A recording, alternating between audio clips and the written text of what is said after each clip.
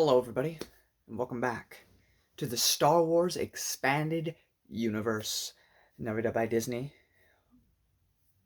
or Grand Lucasfilm, whichever way you slice it, Legends. Today, I have for you a duology, Medstar, Book 1, Battle Surgeons, and Medstar 2, Jedi Healers. And I actually have the physical copies for you. They're probably backwards, but there you go. There's the first one by Micheal Reaves and Steve Perry. There you go. Also courtesy of my friend Quinlan Voss from YouTube, who I'll leave a link in the description to his channel below.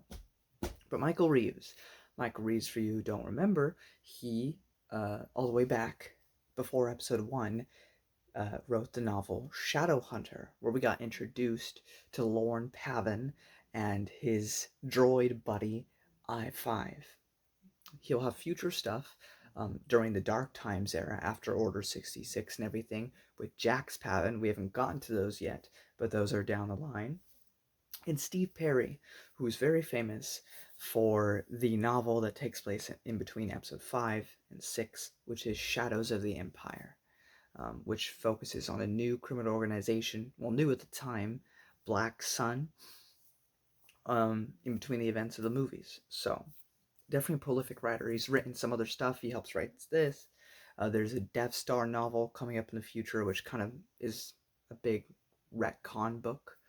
But these two books right here are phenomenal. They're probably are they the best of the Clone Wars? I know, but they are one of the best of the Clone Wars. In fact, I really, really enjoyed these novels. To explain non-spoiler wise what this story is, it's essentially, with probably less humor, but still humor.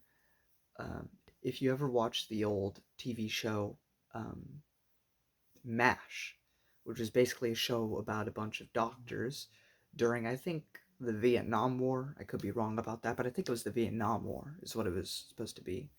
Of course, we were in the Clone Wars, so it's focusing on surgeons and stuff during the Clone Wars. On this planet Drognar, because there is this plant that is this new drug that basically has no side effects and can get people really high with no side effects, can really help heal people. So there are reasons why the Republic, why the Separatists, and why this shadowy group in the middle, criminals, Black Sun, gang members, want the product. Because for people like the Hutts, it can get their customers very high with no side effects to the customers. Like, they're not going to die from it, so they'll keep buying more. And then it can heal people, so that's why the Republic wants it. And even though the Separatists use droids and stuff, they still have like flesh and blood military leaders and tacticians and whatnot. So it's valuable to them to have it as well. And so that's why the Republic forces are fighting on this planet. Now, a lot of stuff is very combustible on the planet, so there's not a lot of like in space or in the air fighting. Most of it's ground troops doing stuff. But we don't really get to see any of that. That's not really a factor in these books. If you're looking for action, you're going to be very disappointed. These books are not focused on that. We don't focus on the war, the battles, the clones. None of that is really the main point. The main point is the surgeons, the people behind the scenes. So you won't get, if you're looking for action, this is not the book. In fact, I would say like 70% of this book is talking and just getting to know the people that we're stuck with for these two books, which is really great. I mean, there's also a spy for the Separatists within the group. I won't tell you which is the spy because that would ruin the fun, but it is an excellent twist that you find out in the second novel. But it is really good. There's also quite a hard death. It reminded me of X-Wing Iron Fist, with just how sudden it was and realistic it was. It's not glorified. It's not, like a hero's death. It just happens. And one of the most amazing things about this book as well is that the majority of the characters in this book are characters that we may not ever see again, and characters that we're just introduced to. One of the things with a lot of the Star Wars books is you're invested because you care about the movies, you care about the characters from the movies, you want to learn more about them. Or you saw a character in the background, like Barra Sophie, and you want to know more. But most of the characters in here are brand new, and you fall in love with them anyway, which is the same thing with like the X-Wing books. The only returning characters you get are Barriss, who didn't have any talking scenes in the movie, and she had like one book before this with Approaching Storm, which in my opinion was not that great of a novel. No, she's probably one of the best parts about that novel. And then, she had a couple things in the '03 Clone Wars. She might have popped up in the Republic comics at some point. I don't remember. But she never had an arc. So this is the most we get out of Barriss, which is nice. And then for EU fans, fans of the EU, we get I-5 returning, which is really great. But other than that, everybody else in this series is brand new. We have Josh Vondar, the doctor guy. He's awesome. We have Zan, the Zabrak, same species as Darth Maul, who is also a surgeon, best friends with Josh, and he loves to play music. And it's not much, but it's cool that he has something out of the blood and guts he's cleaning up every day. Um, we have Dan Durr, a Solistan news reporter, and he's a lot of fun. And you have all these characters so greatly written. We have two amazing authors, Michael Reaves and Steve Perry, working together to create this great, intimate, and fun story. I mean, we have Black Sun kind of in the background manipulating things, trying to do things because they also have their stake in this. And of course, it makes sense to bring Black Sun into this because Steve Perry created the Black Sun organization in Shadows of the Empire, and they'll be a bigger threat down the line. And they're here now because it's Steve Perry's thing, so why not bring them back? Which is really cool. I decided to do the two books together just because I felt like alone there wasn't enough to say. And I pretty much summarized most of what I've wanted to talk about within this non-spoiler section. But if you want action, this is not the book for you. If you're looking for, I don't know how to describe it, like, there are a lot of things that are going on in the background that we get to see through the bad guy's perspective. There's a lot of just character moments, characters hanging out, talking. But unlike the novels by Karen Miller that I've reviewed before that were tie-ins to the Clone Wars by Dave Filoni, this doesn't feel like fan fiction because it's written well. You like the characters, you like the dialogue, so you like reading about it. And there is a purpose to a lot of those discussions because the book's trying to say something. There's a theme to these books. But also there's just a lot of fun interactions between these characters, and it's written well, so you don't mind it. It's a similar thing where there's a lot of talking, but it's not fan fiction because it's written well, and I don't know, it's just Karen Miller just did not do a good job. If she had written those books like these ones, perhaps we'd be having a different discussion. But overall, I think, most of the Clone Wars books have been, the Republic Commando series I think is good, but it is not great. A lot of like misses in the Clone Wars when it comes to comics. When it comes to novels, when it comes to comics, they excel.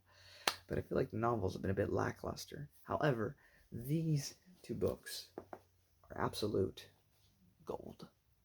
So I do highly recommend these two. I do highly recommend you read them. I think you will get a lot out of it. But that's pretty much it, guys. After this, I finish off Dave Filoni's Clone Wars, so we never have to talk about it again. And then we finish off getting closer and closer to episode 3 with a few more things.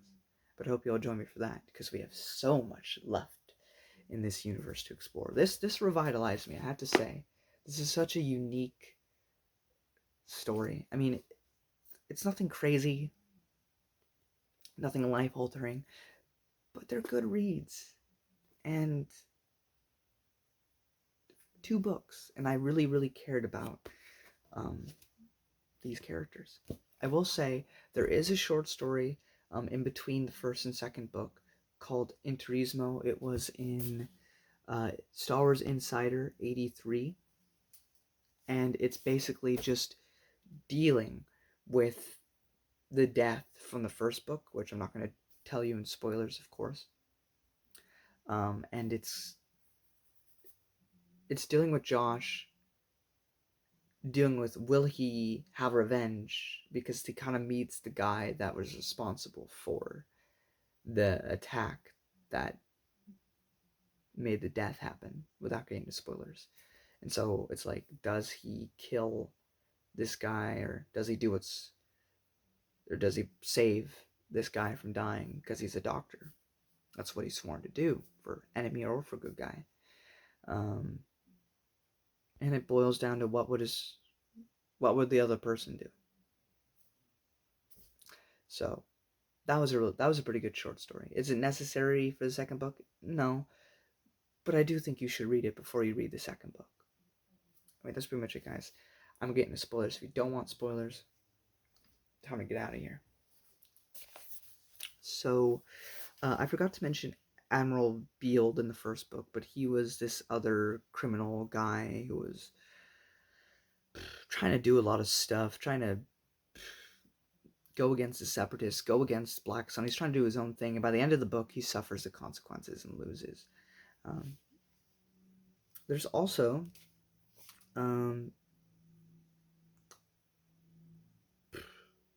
this whole thing with Josh's loneliness, which I really related to. He has this whole thing about, doing this war day in and day out, but he wants to settle down, meet someone. So I felt that. Then Dur, the reporter, is a whole lot of fun. I really like him. And he has a backstory with him in this hut called Filba on Jabim, which I thought was really cool. EU connection. You get to see I-5 again. And he's great.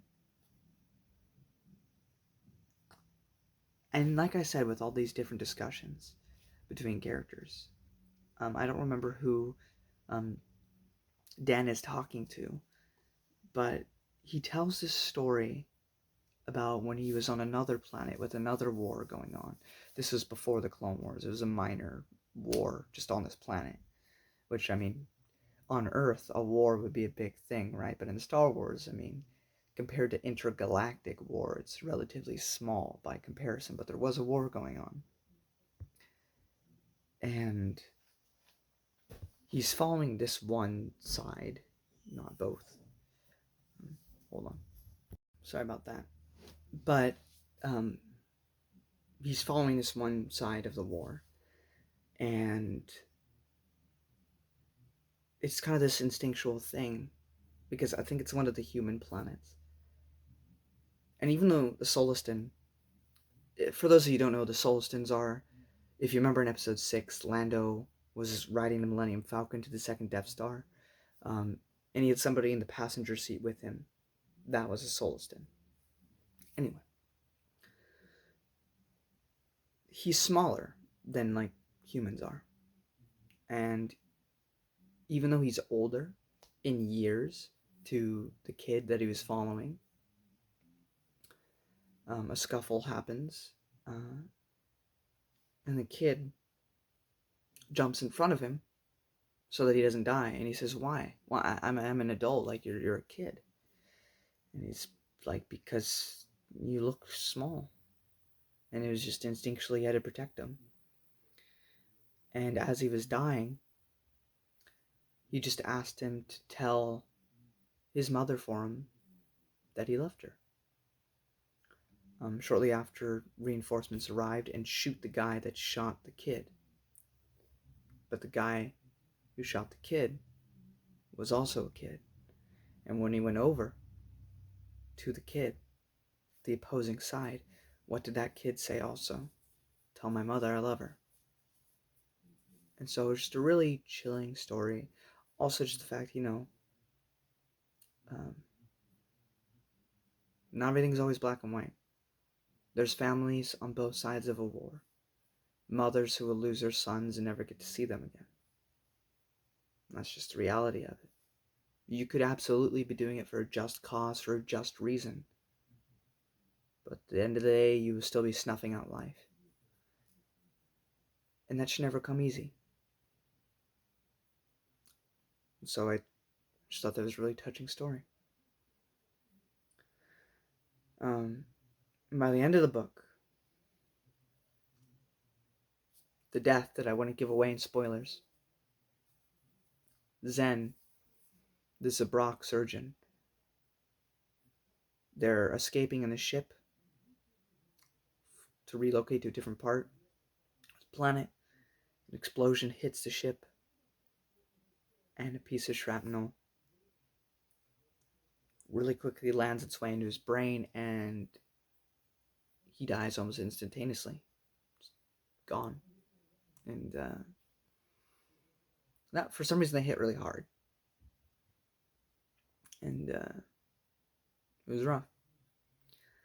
As I said, after that, you have the Intermezzo short story that takes place in between the two books in Star Wars Insider 83. And then in the second book, Medstar, Jedi Healer, there's a new co-worker with Josh, and that's the whole thing, because it's a new co-worker. It's not Zen, but he's a younger kid, and you grow to like him too as the story progresses.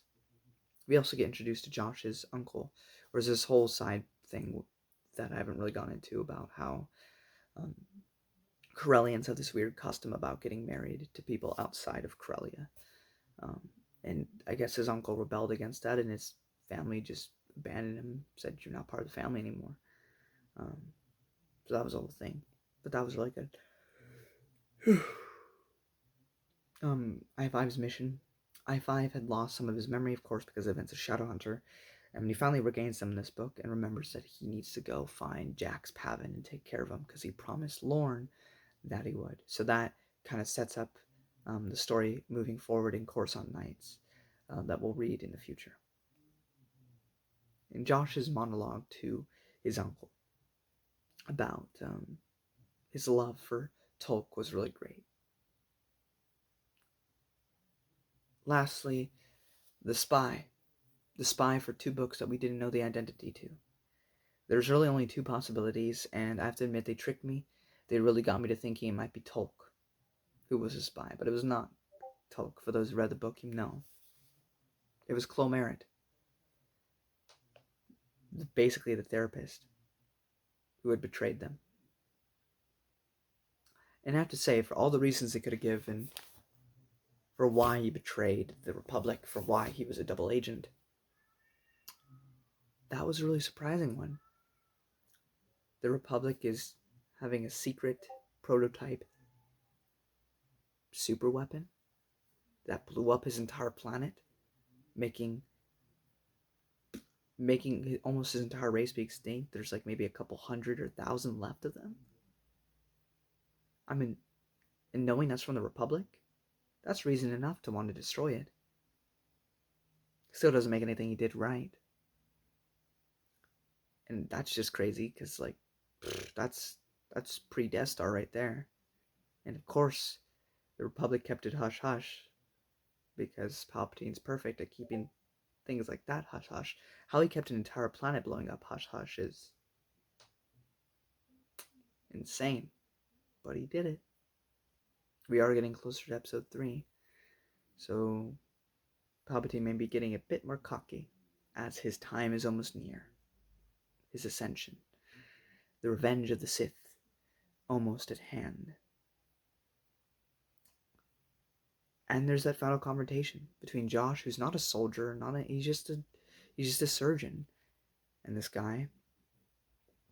And that whole finale was amazing. It was wonderful. Absolutely splendid. Anyway, those are my thoughts on the Medstar duology. I have to say, these books were utterly fantastic. I highly recommend it. If you read nothing else in the Clone Wars, besides comics, and you're not a big novel reader, read these. You might really like these. Unless you're like, I need action, then these might not be for you. But if you're just looking for a good story, for some good dialogue, for some good characters, this book is for you. I think the plot of this book is really good. I mean, I know I'm more of a character guy, but I think I got everything in here. I mean, there is some action in here, not a lot, but you know that created that little itch. But as I said, I'm much more of a visual person when it comes to action. I really, really enjoyed the plot. I enjoyed all the interweaving things between the characters, between the what the separatists were trying to do with the spy, what the Black Sun organization was trying to do as a seedy organization, not on the Republic or the separatist side, because as they even state in the book, you know, like whoever wins, we're still going to be, our business is still going to be thriving regardless. And so they're trying to do their whole thing. I just thought all that was interwoven really well. So you have a really good plot and a really good story, and just all in all, checks off all the right boxes. So definitely a highlight of my journey through the EU. You know, this may not be a top 10, but I think this would definitely be in a top 20, at least. I really, really enjoyed these. Plus, Barris Ophi, strong female character. She got a lot of development in here, and I enjoyed learning more about her, which makes me more pissed off at Dave Filoni, because she, in those episodes, does not act like the Barris in these. And Barris in here is way cooler than the one at the end of the Clone Wars. That is Imperial propaganda. It was not Barris Ophi. Anyway, guys, thank you all so much for watching. And as always, may the Force be with you. Till next time.